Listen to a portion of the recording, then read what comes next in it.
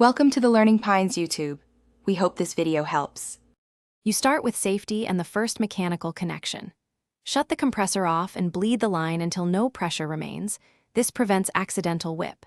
Inspect the hose end and the compressor outlet for debris, cracks, or mismatched threads because a bad seal means leaks.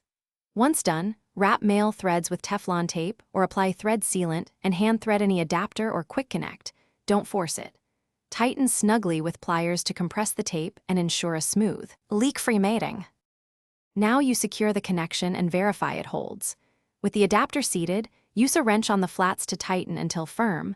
Over-torquing can strip threads or deform fittings, so stop when snug.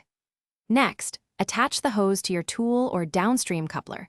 Push the plug fully into the quick connect sleeve until it clicks to lock. Then power the compressor and raise pressure to working range slowly.